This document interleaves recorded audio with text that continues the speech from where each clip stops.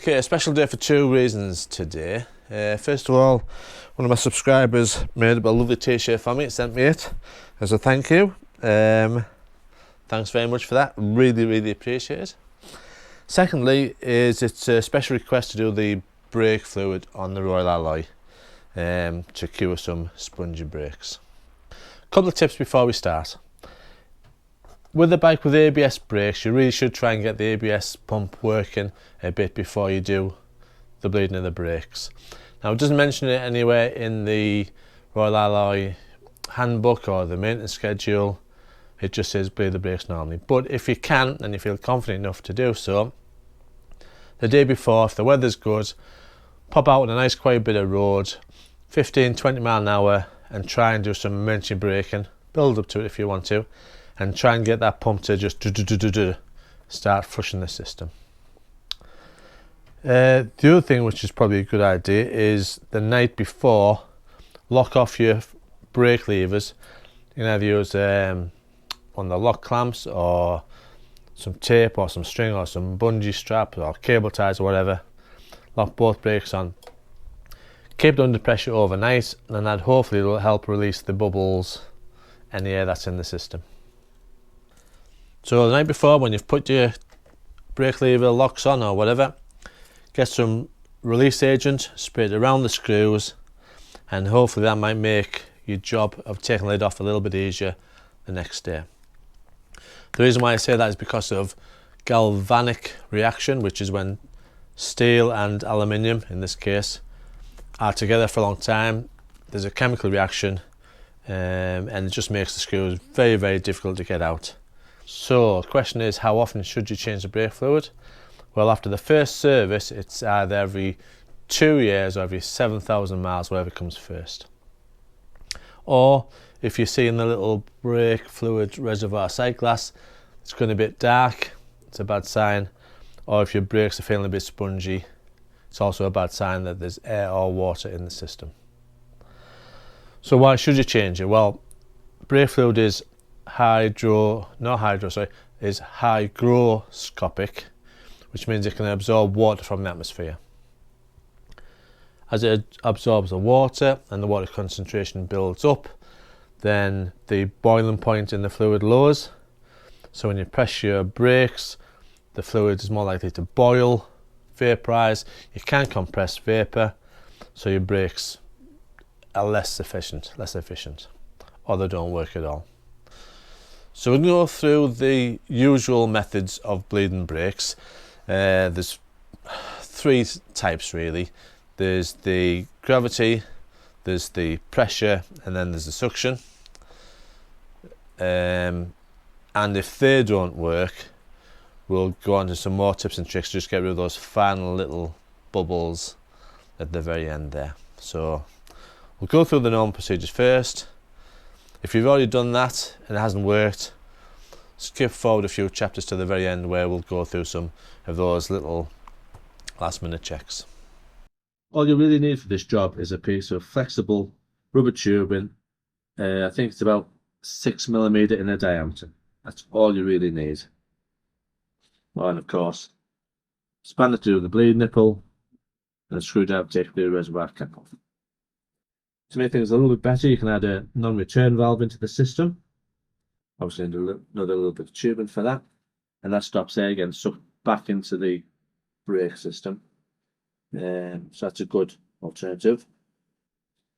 There's a syringe method, which is quite popular and quite good again. I'm not really a fan of it, but we'll do it that way as well.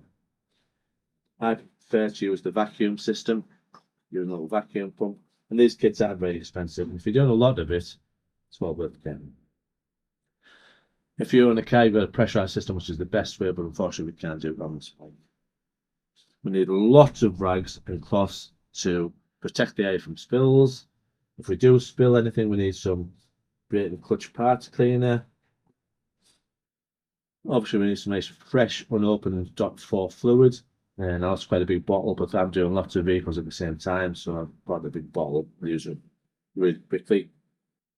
Pouring that into the reservoir is very difficult, so I have a little condiment bottle which I fill up.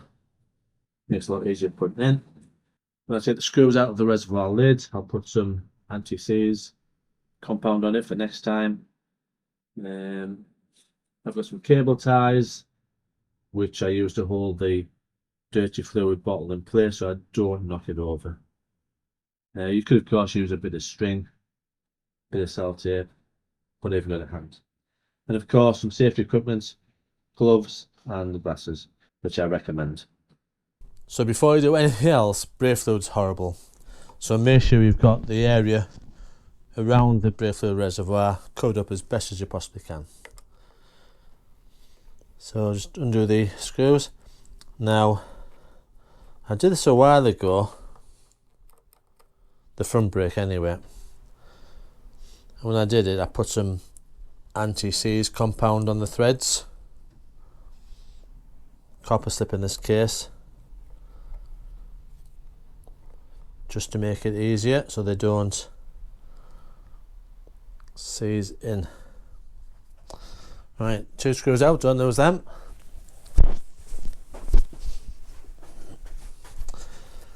Then just carefully lid off, plastic cover off, and then the rubber seal.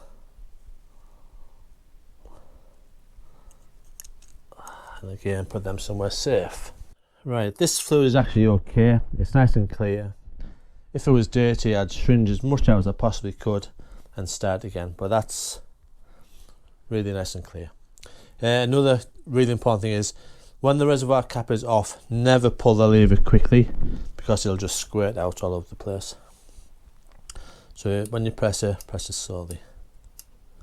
You actually see the piston work. Let me just show you that. So if you look in there where the hole is, you'll see the piston, as I apply the lever, the piston moves over and it pushes the liquid down through the hose to the caliper and applies the brake. So we'll start with a really simple method first.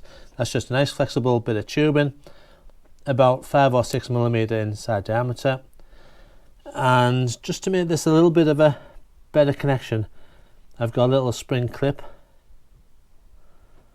Now when you buy the kit, they usually come with these little spring clips. Right, so that's pushed on, and then just put that clip over, just makes a bit of a tighter connection.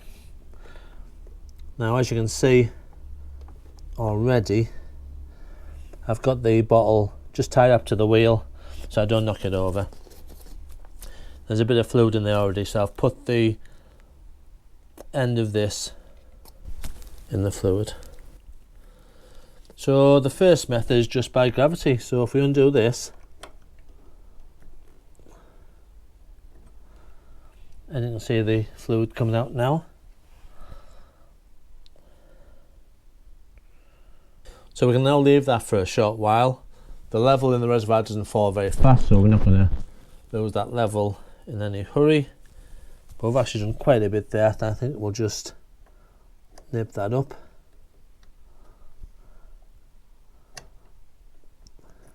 And it is just a nip, and only is half a turn to get the system working. So let's just check that level again in the reservoir. That method actually did quite well. There's no bubbles came out. Really happy with that actually. Just top that up to the maximum point.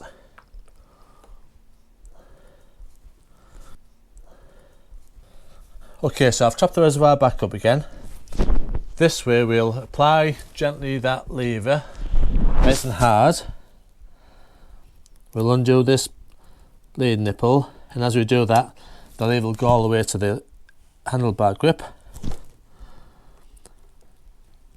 Tighten up straight away, then release the lever. Gently reapply pressure again. And once more. Tighten again, release the lever, apply it again nice and tight,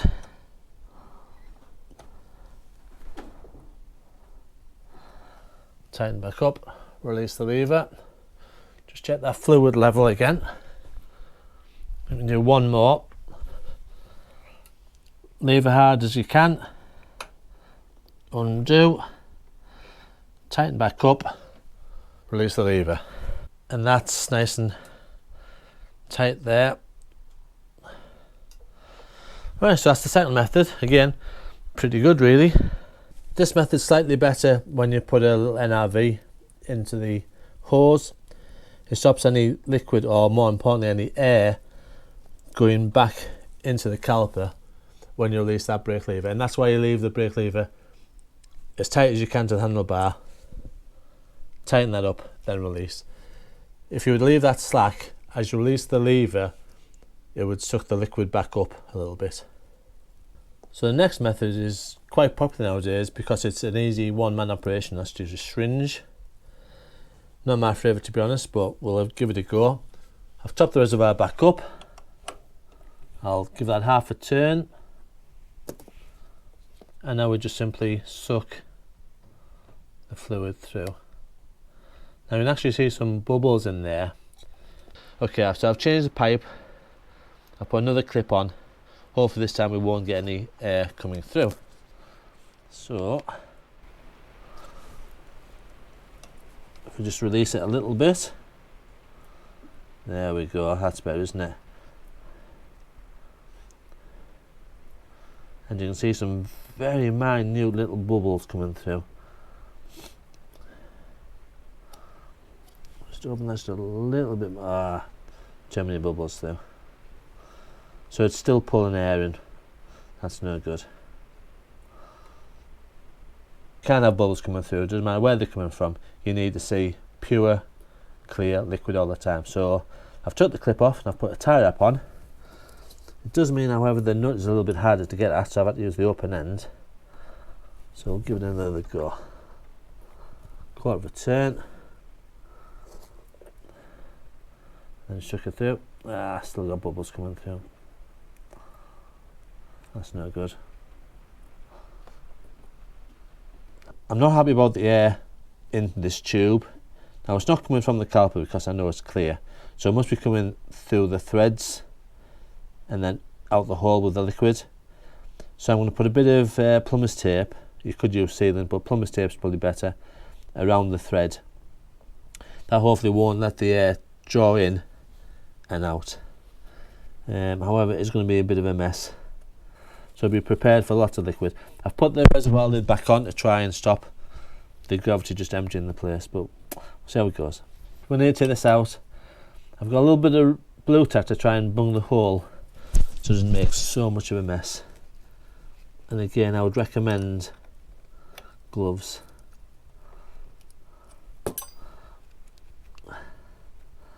Be as quick as you possibly can, and you should have gloves on.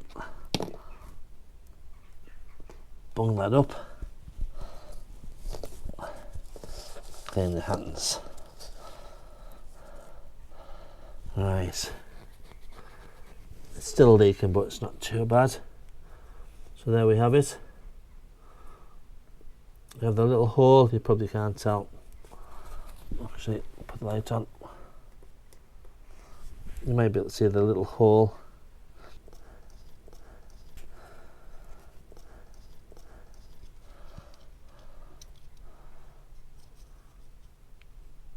Right, just a 1.5 threads is normally enough. 1.5 rotations is normally enough. And we're making sure that the holes aren't covered. Easier said than done. There's the hole just there. Right.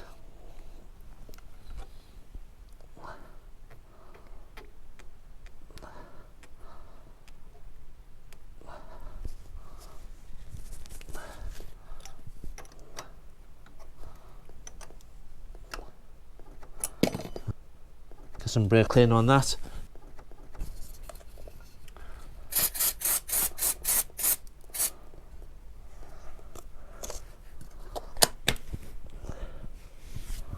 Give that a really good clean down, because brake fluid is horrible stuff. Right, best stop that reservoir first before we go any further. If this doesn't work, I'm not quite sure what. So we've put our hose back on with the original clip. Now also, I've just seen on the usual online places, you can buy a spanner with the connection already on it. So you just put it's like a rubber seal on the spanner, so you put it over, and then there's a extended nipple on the spanner, then you put your tube on that, and that's a really good way. And in fact, one of them, although it's a bit more expensive, has a non-return valve built in to this bit of the pipe work. So a fantastic idea, and I think I'm probably going to get one of them. I think I'll probably go for the one with the non-return valve in, because that's a really good idea. But anyway, we've got this, we've got what we've got, we'll give it a go. So that's open. I'll just give it a little bit of pressure. Well, that seems to be working. So that's all it was. Just air coming up through the thread. Right. Now another tip is, while you're doing this, because you've got hands free, if you get a bit of wood or a screwdriver or something, as you've got it under a bit of pressure, just tap the hoses wherever you can, just in case there's a little bit of air just, you know, gripping the side of the either the hoses or the caliper. Obviously you can't do this when you're doing the squeeze and the lever and the spanner, but on the suction method or even the gravity method,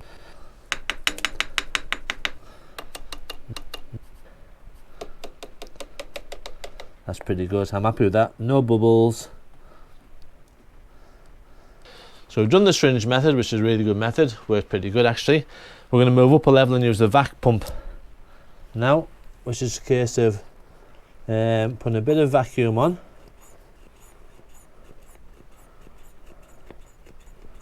Put loads on. And now as we undo that, the liquid will just go into this bottle. So again, quarter of a turn, that's all you need. And if you've got a screwdriver handy, give it a tap as well.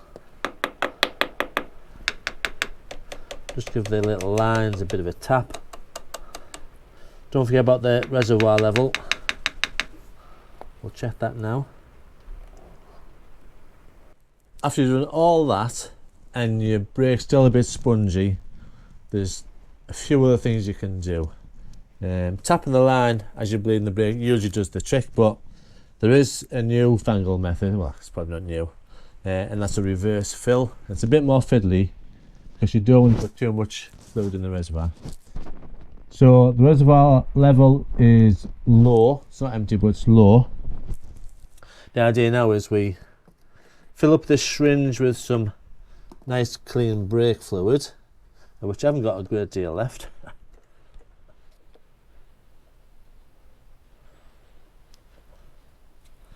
And then we have to really carefully put that onto the bleed nipple. Put our clip back on.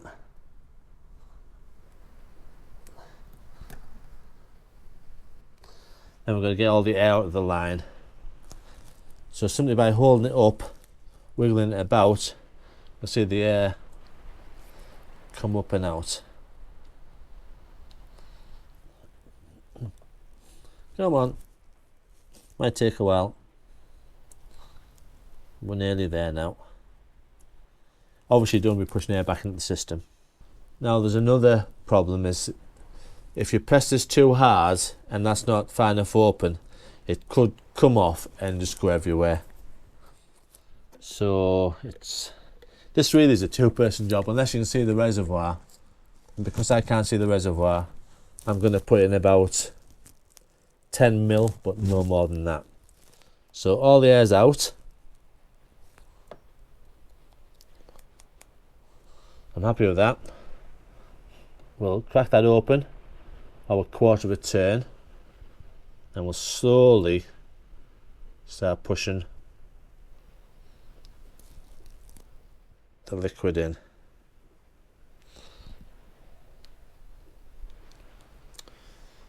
and it's just a case of being patient.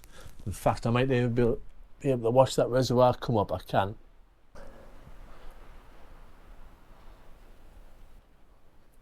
We'll go to the maximum there. So actually I've put 15 mil in this case, and then we'll just lock that off. So now let's have a look and see if the lever works. We've put our lid back on, not too tight, and remember put the anti-seize compound on the screws. And now we try the brake lever, and that's pretty stiff, and with a lot of pressure I can nearly touch the handlebar. So that is a massive improvement from before. After doing all that and you've still got a spongy brake lever feel, you must have air in this master cylinder. Must have. And the only way you can do that, I'm afraid, is by making a bit of a mess. Loads of rags underneath, ready to collect any fluid. Apply the brake lever, a bit of pressure, and then undo that banjo bolt there and let the liquid come out. Hopefully it might spurt a little bit with a bit of air in it. Probably not, because the amount of air in there will be negligible, but just enough. Once you've done that, keep the lever pressed, tighten it back up again, then release the lever. Hopefully that should do it. Still a problem. You're probably getting air in. Let me show you there. On that, there'll be a seal in there when you press the lever. You might be dragging a bit of air in or something. On a new scooter like this one, on a new bike, that shouldn't be a problem. Well, we got there in the end. My brake lever is no longer soft and spongy. Took a few different methods, and actually the reverse method I was really impressed with. I've never done it before. Normally I just use the gravity method or my suction pump. So thanks to the guy who sent me the t-shirts, really appreciate it. Big thanks to the subscriber who asked me to do a brake fluid change on the Royal Alloy. But we've overcome a few problems there. Hope you've learned something. If you found it useful, please give me a thumbs up and don't forget to subscribe to the channel. But that's it for now. I'm going to crack on with the rear brake. It's exactly the same procedure, so you really don't need to see that. That's it really for now. Catch you next video. I'll just show you something. I've just finished doing the rear brakes, but unfortunately I had trouble with the screw. And what trouble I had. It rounded off. I had to drill it and tap it. Being really careful not to get the iron filings in the fluid. Dried it, flushed it, did everything. I've had to put just another similar M4 screw in for now. But I've ordered a set of 4 nice steel Allen head screws to replace these 4 crossheads. Ready for next time. So yeah, even if you're not going to do your brakes, try and free up these little screws, get some anti-seize compound on them, stick them back in for when you do need them. Right, catch you next video.